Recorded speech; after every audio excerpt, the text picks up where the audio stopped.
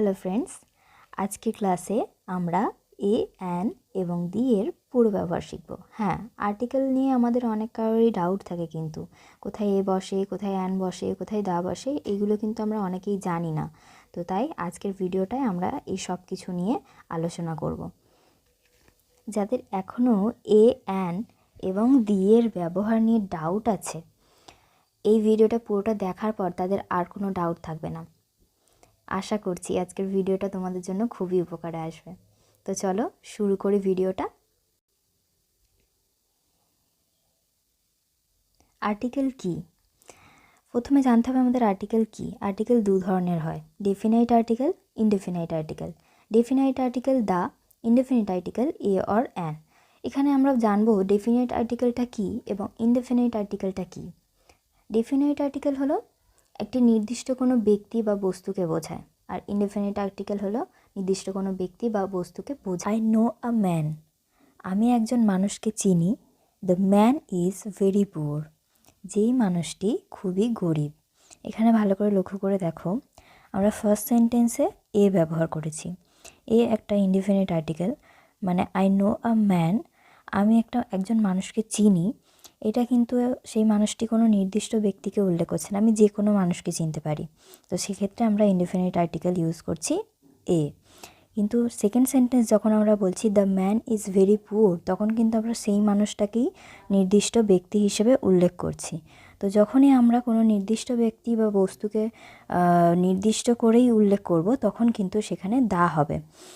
আর যখন কোনো নির্দিষ্ট ব্যক্তি বা বস্তু থাকবে না, তার আগে ডেফিনাইট আর্টিকেল এ অথবা অ্যান হবে। তো এটুকু বোঝা গেল আশা করছি। ডেফিনাইট আর্টিকেল এবং ইনডেফিনিট আর্টিকেল কাকে বলে সেটা আমরা দেখে নিলাম।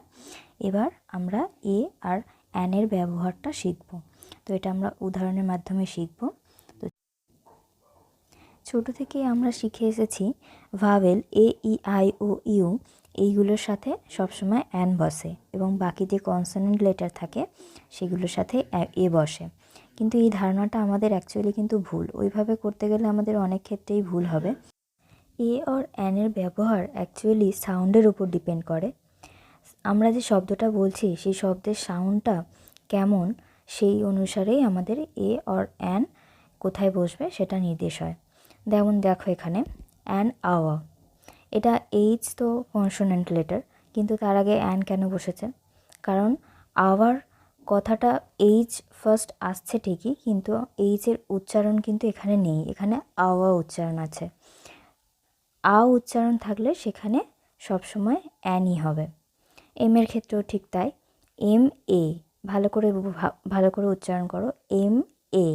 এম কিন্তু এ ফার্স্ট আসছে উচ্চারণে, তো সেই ক্ষেত্রে অ্যান হবে। অনেস্ট ম্যানও অনেস্ট, অনেস্ট অ আসছে, তো সেক্ষেত্রে অ্যান হবে। A university, a unique opportunity, A 1 rupee note. তো তোমরা বলবে যে ইউ, ও এগুলো তো সব ভাওয়েল লেটার, তাহলে কেন এ হবে? এই কারণে হবে, এটা মনে রাখবে, ইউ এর উচ্চারণ যখন ইউ এর মতো হবে এবং ও এর উচ্চারণ যখন ওয়ার মতো হবে, ওয়া, তখন কিন্তু সেখানে কখনোই অ্যান বসবে না, সবসময় এ বসবে।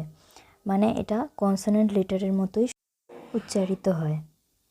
মোদ্দা কথা হলো এটা, যখন কোনো শব্দের আগে অ, আ, এ এই উচ্চারণগুলো তোমরা পাবে, তখন সেখানে অ্যান বসবে, এবং যখন ক, গা, ওয়া, ইউ এই ধরনের উচ্চারণ পাবে, তখন সেখানে এ বসবে। তো শুধুমাত্র ভাওয়েল লেটার দিয়ে শুরু হলেই কোনো ওয়ার্ড তার আগে অ্যান বসাবে না, বা কোনো ওয়ার্ড যদি কনসোনেন্ট লেটার দিয়ে শুরু হয় তার আগে এ বসাবে না। আগে দেখে নেবে যে উচ্চারণটা ঠিক কিসের মতো হচ্ছে, সেই অনুসারেই এ আর অ্যান বসাবে। তো আশা করছি বুঝতে পারলে। এবার আমরা দায়ের ব্যবহারটা শিখব। দা একটি ডেফিনাইট আর্টিকেল, এটা আমরা আগেই জানলাম। যে কোনো নাউন যদি নির্দিষ্টভাবে উল্লেখ করা হয় তাহলে তার আগে দা বসে।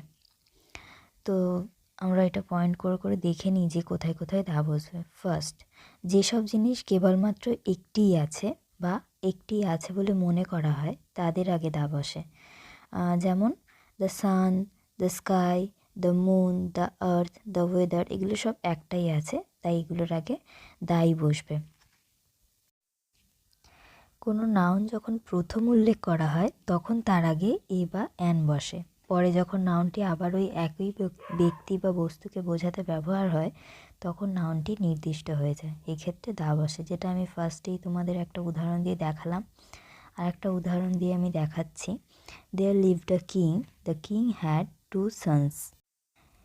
সেখানে একজন রাজা বাস করতেন, যে রাজাটার 2টো ছেলে ছিল।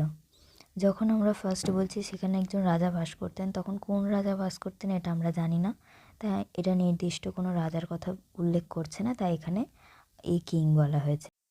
আর যখনই এটা আবার দুবার করে ব্যবহার করা হয়েছে, সেই রাজাটারই 2টো ছেলে, তখন কিন্তু সেই রাজাটা একটা নির্দিষ্ট ব্যক্তি হয়ে গেছে। তো যখনই নির্দিষ্ট ব্যক্তি বা বস্তু বোঝাবে কোনো নাউন, তখন সেই নাউনের আগে দা বসবে। থার্ড, সুপারলেটিভ ডিগ্রি এবং অর্ডিনাল নাম্বারের আগে দা বসে। সুপারলেটিভ ডিগ্রি মানে কি আমরা জানি, গুড, বেটার, বেস্ট। গুড মানে positive degree, better comparative degree এবং বেস্ট সুপারলেটিভ ডিগ্রি। তো এই যত রকমের সুপারলেটিভ ডিগ্রি আছে সবার আগে দা বসবে। যেমন Srijita is the best girl in the class, এখানে বেস্টের আগে সবসময় দা বসবে। অর্ডিনাল নাম্বার মানে কোন নাম্বার? এমন একটি নাম্বার যেটা কোনো বিশেষ দিনকে উল্লেখ করে। যেমন today is the first day of the year, বছরের শুরুর দিনটা এখানে মানে নির্দিষ্ট করে উল্লেখ করা হয়েছে। তো যখনই কোনো দিনকে নির্দিষ্ট করে উল্লেখ করা হবে তার আগে সবসময় দা বসবে। ওকে, এছাড়াও আরও কিছু নাউনের আগে দা বসে, যেমন বিখ্যাত ধর্মগ্রন্থ, সংবাদপত্র, কোনো দিগবাচক শব্দ, পর্বতমালা, মহাসাগর, নদী ইত্যাদি এর আগে দা বসে। For example, the Mahabharata, the Ramayana, the Gita, the east, the west, the Telegram, the Ganga, the Himalayas, the Andamans etcetera. আজকের ভিডিও এই অবধি। আশা করছি তোমরা বুঝতে পারলে কোথায় এ, এন এবং দি বসে। কারো যদি তাও কোনো রকম ডাউট থাকে তোমরা নিঃসংকোচে আমাকে কমেন্টে জিজ্ঞাসা করবে, আমি তোমাদেরকে অবশ্যই হেল্প করব। ওকে, আর ভিডিওটি ভালো লাগলে অবশ্যই লাইক করো আর চ্যানেলটিকে সাবস্ক্রাইব করতে ভুলো না।